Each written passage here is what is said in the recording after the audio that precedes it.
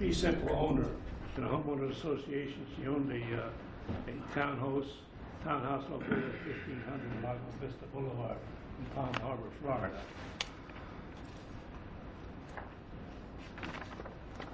Starting back around 2002, there were some problems with the association. Buildings were beginning to fall apart, and the association took it upon itself to make assessments for reconstruction of the units. However, the evidence at trial showed that the special assessment was really unauthorized, because the controlling issue here is whether 9.2 of the Declaration of Covenants and Restrictions governs, or whether Judge Bryson, in the case of Klak versus the People Preserve Homeowners Association, located at 862 Southern 2nd, 947, Florida, 2nd DCA case back in 2004.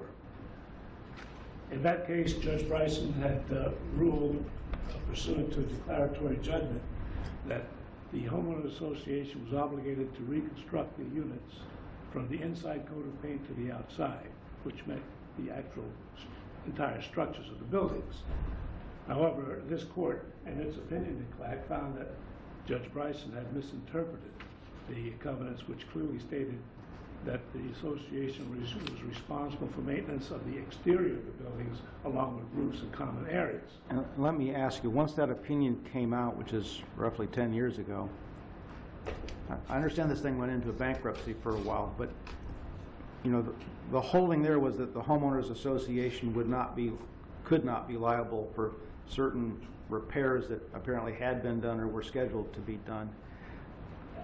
Exactly. I don't quite, the new electronic records are harder to get through, but I don't quite understand whatever happened after that result in light of that result, if that makes sense. Well, what happened was when the homeowners association went to the bankruptcy court, they presented a plan of reorganization, which the bankruptcy court approved, which indicated that the association would continue to pay its obligations that were erroneously incurred. But in its ruling, it also stated that... Did the bankruptcy court expressly decline to follow the Klak decision from this court? Or I don't believe... I didn't represent the bankruptcy court, but I don't believe that that case was even mentioned. And help me a little bit. In our record, the official record looks like it's about 1,000 pages long, but the electronic one looks like it's about 3,000 pages long. And I think it's because there's a bunch of judicial notice of bankruptcy proceedings and maybe the Klak proceedings that are in the record and are unnumbered. Have you looked at the electronic version of the record at all?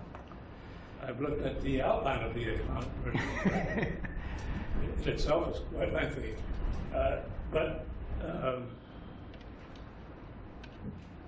It just seems like the bankruptcy opinion was in opposition to this court's opinion in Klak, and that it allowed the association to continue to collect the debts it incurred, however erroneously, but they were allowed to continue to do so. And also the association was allowed to pursue funds against any homeowners that it felt were due to it.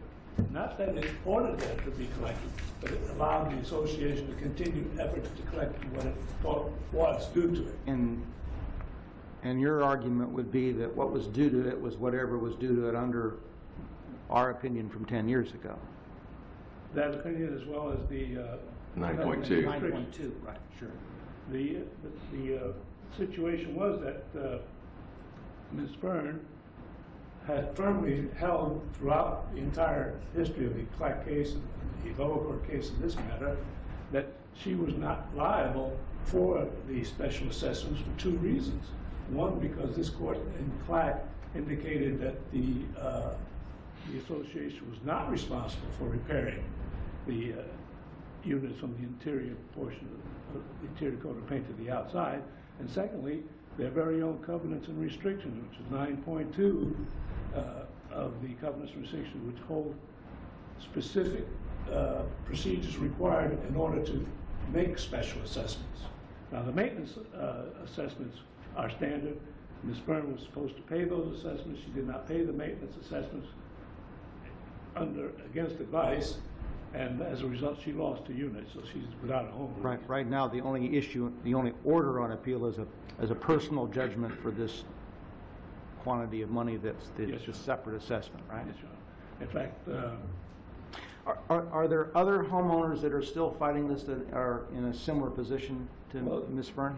Bruce Shanley, when he testified, indicated that 176 of the unit owners had already, succumbed to the collection efforts of the association and paid these.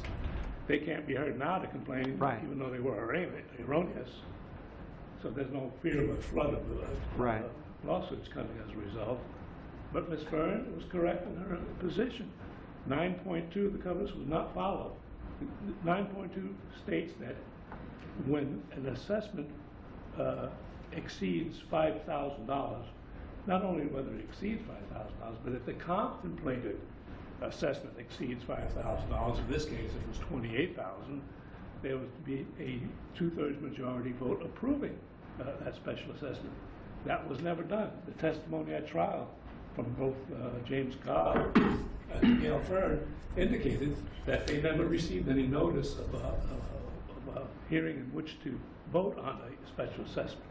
Judge Bryson appointed Andrew Bowling and gave him carte blanche authority to do this, but in doing so, by judicial fiat, he amended the 9.2 of the covenant restriction, and additionally, 9.2 tracks the statute 702-303 2C2, which also requires that any special assessment be voted on by 2/3 of the majority of the homeowners association. This is not a condominium association; it's a homeowners fee simple. So, are these townhomes so they have common walls? Yes. So the while not contained in the briefs, it's obvious that the assessments that were being paid surely did not allow for construction of the units. The order on appeal is a final judgment from a non-jury trial. Yes, Your Honor. And what was the evidence put on at the trial? It strikes me this was an abbreviated trial, but I'm a little unclear about that. Yes, the trial lasted about 2 hours. The main issue is 9.2, whether Bowling had the authority pursuant to 9.2 to make these special assessments. He did not. The fact that Judge Bryson authorized him to do so, nonetheless, not amend the covenants or the statute, allowing him to go beyond the requirements of the statute. So when he's placed in the position of receiver, he's placed in there to maintain the status quo. He did not do that. He went beyond the status quo by assessing and special assessing. And then the trial court, in its final judgment, never even referred to the 9.2 issue that was raised all through the trial. She was apparently swayed by the bankruptcy documents, all of which were denying Ms. Fern's objections to the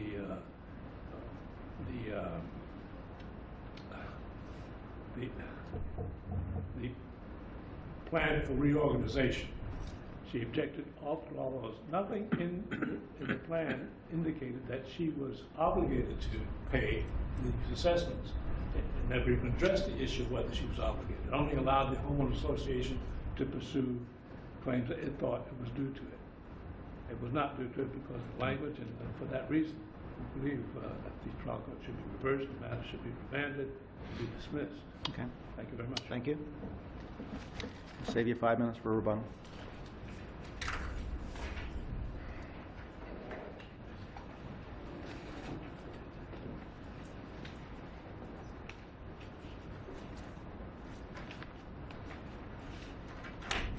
Morning, Your Honor. Good morning. May it please the court, my name is David Lopez. I represent the appellee in this matter, Eagles Reserve Homeowners Association. A couple of things that I'd like to touch on briefly in response to a question I believe Judge Altenburn raised that I'm not sure was completely responded to. You asked the question that what happened after the Klak opinion was handed down. Right. What happened there was... In that opinion, it doesn't appear that a lot of the things for which this assessment goes would have been valid liabilities of the association for them to pass it on to their members. Well, Your Honor, what happened after the Klak opinion that was handed down by this court was that that work ceased in pursuant to what this court had handed down in that opinion. The issue here, Your Honor, is governed by two principles of law. The first is 720-3085 of the Florida statutes, which reads, Your Honor, that a homeowner is responsible for all assessments which come due while they are the owner of the property. And the case is also controlled by the Florida Supreme Court case of Ocean Trail versus Meade. Ocean Trail versus Meade was a 1994 Supreme Court case. And I understand this case law, but I'm still struggling with the fact that the special assessment was for work on the exterior that this court held was not actually work on the exterior.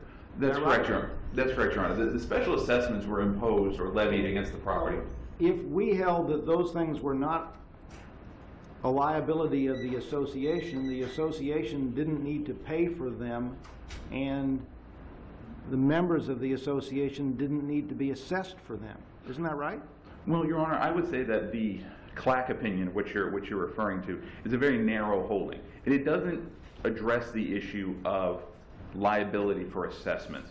It merely addresses the issue of Judge Bryson's interpretation of the covenants and restrictions, and found that Judge Bryson's definition or interpretation of the word exterior vis-a-vis the association's maintenance responsibilities was erroneous. We conclude that the governing declaration of covenants and restrictions does not impose such liability on the homeowners association. That's correct, Your Honor. That was the holding of Klak, Your Honor. And is this assessment to pay for the liabilities that we held were not imposed on the homeowners association?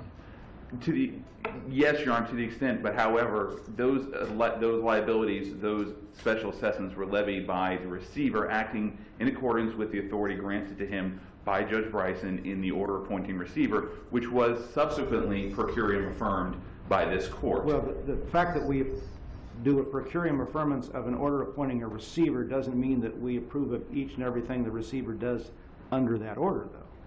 I understand that, Your Honor. However, the receiver was given the authority to complete the projects that were then underway. And was the receiver, I'm a little confused on timing.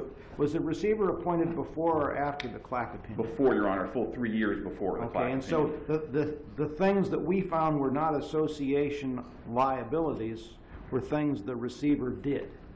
Were things the receiver did under Judge Bryson's order. That's correct, Your Honor. Which we disapproved the interpretation of that, at least. That's correct, Your Honor. This court disapproved. So wasn't the association supposed to go back and get its money from somebody other than its members for the work that was done, that was Your Honor, association work? The Klak opinion does not so hold, Your Honor. It does not make that, does not take that next step. And I'm glad you raised that question, Your Honor. In the context of a homeowners association such as Eagles Reserve is, you ask, isn't the HOA supposed to go get the money from somebody else? The HOA has no recourse to get money to pay its debts other than through the assessment power against its members. The receiver didn't have a bond? I don't know, Your Honor, the receiver had a bond, but either way, the HOA's liability, the HOA's ability to pay its debts, any HOA, any condominium, any community association, flows from its authority to assess its members to pay those debts. If those debts are not paid, then the association obviously is subject to judgments, lawsuits by contractors, by material suppliers. I would add, Your Honor, that the Klak opinion, like I said, is a narrow holding and does not address the issue of whether or not the assessments already imposed have to be paid. And I would go back. When the association went into bankruptcy, if the bankruptcy court followed our opinion, there were no debts of the association relating to the work that was outside the scope of what is really the exterior. That would not have been a debt of the association to be reorganized. Well, when the association went to bankruptcy court, it listed its debts at approximately $500,000, Your Honor, and part of its amended plan of reorganization, which was subsequently confirmed. And that $500,000 was for the work that was in dispute in the Klak case. That's correct, Your Honor. And so, as a matter of law from the state court which controlled the subject, there was no debt of the association to go into bankruptcy over. I would disagree with that, Your Honor, because respectfully, I would disagree with that, Your Honor. The federal court, the federal bankruptcy court, which approved the order of confirmation, specifically approved the collecting and pursuing of the debts that were owed to it at that. Is there an express order from Judge Pasquet saying that each and every member of the association shall be liable for their pro rata share of this $500,000? No, Your Honor. There's no such order. So in state court as compared to bankruptcy court, if you're going against a member of the association, you've got to follow Klak, don't you? I think that, Your Honor, I would say that after Klak was handed down, the association followed the orders of this court when Klak was handed down. Why did you sue her for an assessment for amounts you did not owe? Your Honor, that suit had been filed already prior to the Klak opinion being handed down. These assessments had all been imposed pursuant to Judge Bryson's order prior to the Klak opinion being handed down. Which is why this work that was previously done, or was it for the ongoing project, the assessments? It was for the work that had been done up until the time that Klak came down, Your Honor. Once Klak came down, the association incurred no more costs related to the rebuilding of these units. So whether the association, so at this point the association's in a situation where it is contracted for work. That's correct, Your In Honor. fact, it's not its responsibility. That's correct, Your Honor. This court ultimately found was not its responsibility. But it had contracted for work. That's correct, Your Honor, and that's why Had it been performed? All of it had been performed? Much of it been performed, and some of it was still in the process of being performed. These are, as Mr. Sanchez stated, these are townhomes that are in distinct dwelling units. So one unit was completed, then another unit was done. Well, have homeowners that paid these assessments brought suit for equitable something? I think you're some sort of a some sort of a theory, because there are.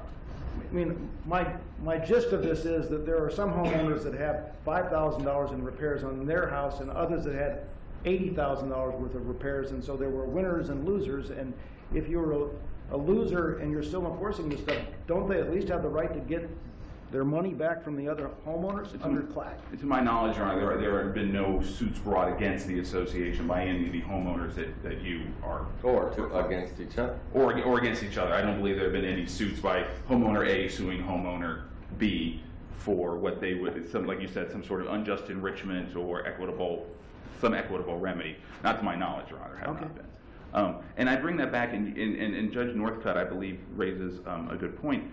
You mentioned that these were debts that were incurred by the association prior to Klak. As it turns out. Properly, as it turns out, as this court had held, but they were still incurred, Your Honor. And I think there's a practicality that has to be addressed here, is that when an association incurs debts... Now remember, we're talking about the law here. And I say that not entirely facetiously. And I think what it comes back to, Your Honors, is, as I said before, the case of Ocean Trail versus Meade, which I believe the facts present before the court today are even stronger than what was in Ocean Trail versus Meade. Now, granted, Ocean Trail was a condominium; it was not a homeowner association. But the principle that came out of Ocean Trail is very important, Your Honor, because it holds that the liability to pay assessments flows from holding title to property. In the Ocean Trail case, the condominium association had acted ultra vires and had procured real property that it did not have the authority to procure. They were sued by several members of their association, and those members of the association ultimately won their lawsuit, the court finding in a declaratory action that the board of directors had exceeded its authority.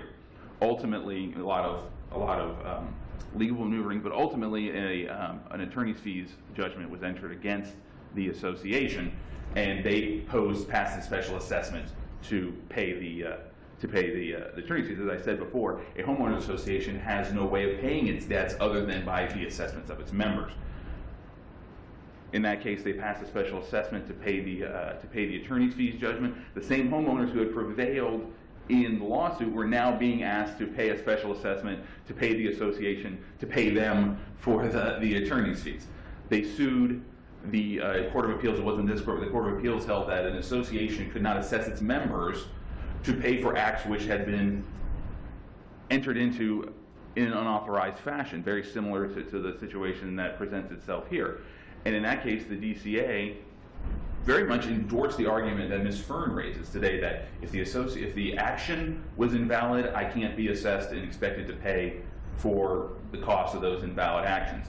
The Florida Supreme Court case, acknowledging that associations incur debts that must be paid, stated that the homeowners have the duty to pay assessments. If they don't like the actions of the homeowners, they have remedies available to them, such as recall, new board elections, breach of fiduciary duty lawsuit. But to simply not pay is not one of the options that a homeowner has in that instance. And I think that case is controlling in this situation, Your Honor.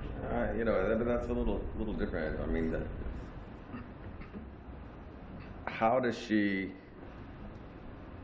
defend in that situation against this money judgment that she has maintained all along she does not owe? Because not just because she contends the purpose of the assessment was improper, but that the process by which the assessment came about was improper. Well, Your Honor, and this, your case law doesn't address that issue.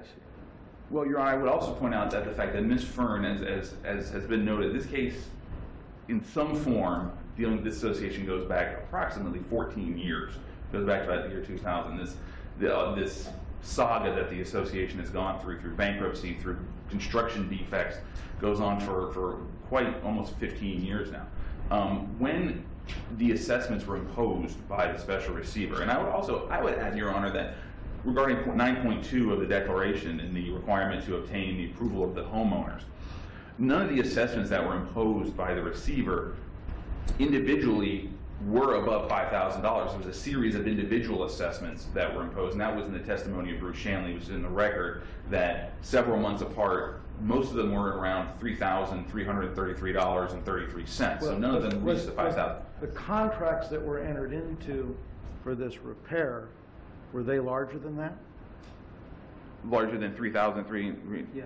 Yes, Your Honor, because we had a... It looks to me like these things were structured to be less than $5,000, when in reality the contracts that the receiver was entering into, he knew from the get-go were going to be more than $5,000 per homeowner. Well, Your Honor, I can't speculate as to what was going on in the mind of the receiver 12 years ago. Well, do you know the amount of the contract? I don't, Your Honor. No, I'm sorry. But as I said before, once the receiver was appointed and imposed these assessments, and it's in the record, a group of homeowners, the Klak group, of which Ms. Fern was a member, Your Honor, the association really split into factions.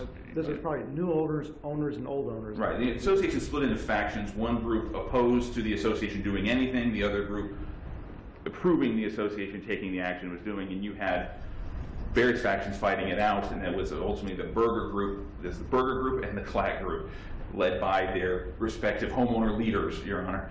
And the Berger group was the one that got the receiver appointed. But shortly after the receiver was appointed and these assessments were imposed, a group of which Ms. Fern was a member sought a temporary injunction in Judge Bryson's courtroom on the very issue that she raises today, 9.2. You didn't follow the proper procedures. Judge Bryson denied that order. There was no further. Ms. Fern and her fellow homeowners that felt as she did could have taken that on appeal. They did not, Your Honor. I think it's important to note, and Judge Campbell in the lower court noted, that there's never been a judicial ruling by any of the courts, by the DCA, by the Circuit Court, by the Court of Appeals, that the assessments that were imposed pursuant to the receiver's authority did not have to be paid. So why wasn't that an issue for her to resolve? Right. I'm sorry, Your Honor. So it's not a matter of res judicata. It's an issue that's never been resolved. So if they're raising that as a defense to payment, why wasn't it an issue for Judge Campbell? I couldn't tell you why Judge Campbell chose to not to include it in her final judgment. It's not like she, at least from what I can tell from this record, it's not as if there was a point in the prior 10 years where there was not only an opportunity for her to resolve it in some other court, but an obligation to do so. Well, I think there was plenty of opportunities for Ms. Fern to But resolve was it. there a legal obligation for her to get this? I'm not sure how she could have got this fixed in bankruptcy, frankly, but in a lot of these other cases, I gather, were stayed during the bankruptcy. That's correct. I'm sorry, that's correct, Your Honor. And again, the same arguments that Ms. Fern raises today, she's raised in numerous forums throughout the state and the federal. The fact that she's complained for 10 years may mean that she's right, not that she's wrong. Well, I think the fact that despite her complaining for 10 years, Your Honor, and the fact that no court has ever found in her favor, Your Honor, be it the bankruptcy court, be it the circuit court, the late Judge Bryson, now Judge Campbell, there's been no determination, despite her, Ms. Fern's attempts at various stages throughout the proceeding, in the various courts that she appealed to. There's been no judicial determination that. Why shouldn't we send it back from one of those? Or just make it ours. I'm sorry, Your Honor? Or just make it ourselves. I think in this instance, Your Honor, I agree with your interpretation of that. The Klak ruling states that Judge Bryson was incorrect in his interpretation of the association's duties to maintain the property. That the definition of exterior that Judge Bryson put forward in his final judgment was erroneous. But I come back to the point, Your Honor, again, not too tongue-in-cheek, the practicality of the matter, that by that time, debts had been incurred. Material men, contractors had to be paid. And as I said before, there was the only way for an association to pay that is through its members. And if Ms. Fern doesn't want to pay those, ultimately, in the context of a homeowners association, the debt is passed along to her neighbors. Somebody has to pay the bill. Well, in that regard, remind me, was an action ever brought against the developer or the contractor who built these things? For construction defects? Yeah. That's a good question, and then just looked into that. I believe there was a lawsuit filed for construction defects, which, to my knowledge, never went beyond the pleading stage. I mean, because you say that's the only way the HOA can pay its bills is to assess the homeowners, but on the other hand, it can file a lawsuit and seek damages. It could file a lawsuit. That's correct, Your Honor. It could file a lawsuit and seek damages, as we know. You might be assessing the homeowners for the attorney's fees. Exactly. Then we have a different issue where the association can charge its members to pay for the attorney's fees. You said, Your Honor, but as I said, there is a. If these were truly construction defects, they're theoretically, and the law is a remedy. Theoretically, yes, Your Honor. The law has a remedy available to the HOA for damages for the construction defects. I'm not sure how practical that is in light of the fact that you have material men, suppliers, contractors who need to be paid for the work they're doing. As we all know, you file a lawsuit for construction defects, and then 7 or 8 years later, maybe you have a judgment. But in this record, we don't know whether the contractor was solvent or had liability coverage. That's right. That's correct, Your Honor.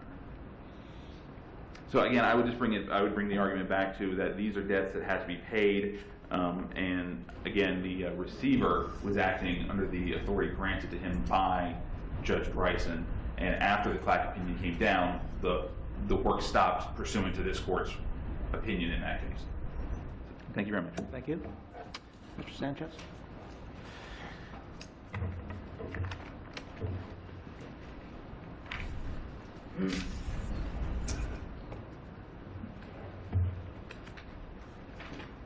The appellee here, Your Honor, indicates that the only way to pay its bill was to assess.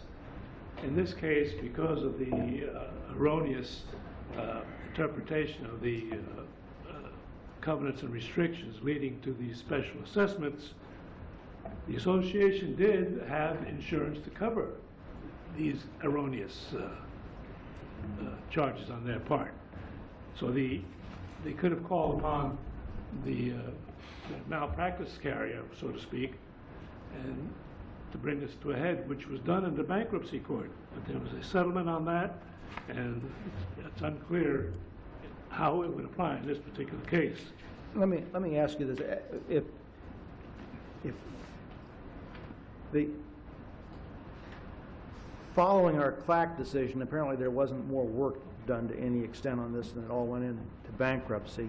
And admittedly, our holding is what our holding is, but up to that point in time, the receiver, acting under what on its face was a valid court order, had been entering into contracts to do all of this work, and under legal interpretations that our court disagreed with, but the trial court found to be good, entered into contracts, and all of this had been done to that point in time.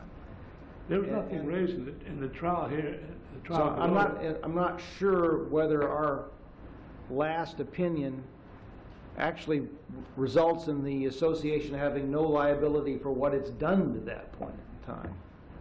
Well, It's not like we found that the officers or the receiver was acting ultra-virus or in bad faith or in some fashion that might. well, that's because this court's opinion in Klak, construction continued beyond that. And through the bankruptcy court, they collected funds for paying and reconstructing these units. But the bankruptcy court must have authorized that. I beg pardon? The bankruptcy court must have authorized that. But it authorized the associators to continue to pay its debts, Right. 100%. And This was a Chapter 11 reorganization. Yes, It wasn't. And in fact, in its Article 4 of the bankruptcy plan that the bankruptcy court approved indicates that the debtor will continue in its efforts to collect the liens it holds and in other litigation it has brought to collect its monies it believes are due to it. Not that they are due, but that it believes due to it. And Gail Fern said, no, her assessment is not due to it because of the reading of 9.2. Whether or not Judge Bryson ordered the Volnick to collect assessments and to continue to assess for reconstruction is another misinterpretation of the covenants and restrictions that the judge made in the Klak case. He misinterpreted that case to say that the obligation was from the interior code of paint to the outside. In this case, he ignored 9.2, which set exact restrictions on how to collect these assessments. The fact that they did it on a piecemeal basis, the objective was to collect $28,000 from each and every homeowner unit there. So the contemplated cost far exceeded the $5,000, even though it was just collected in $3,300 assessments. When did your client first take the position that the receiver had to follow 9.2? From the very outset. In fact, the testimony, James Cobb testified that the Klak group. Did they try? Was she in any group that tried to obtain an injunction to prevent him from making these assessments? Yes, she was. And what was the outcome of that lawsuit? Judge Bryson overruled her objection. And was that appealed to this court? No, it would have been an interlocutory appeal. That was the temporary injunction Was that? that Mr. Lopez referred to. A big part, I can't. That was the temporary injunction that Mr. Lopez referred to, that they requested a temporary injunction that was denied. It was an injunction to stop the assessments. But that was a temporary injunction that was requested as opposed to like sued for a permanent injunction in the final judgment. Exactly.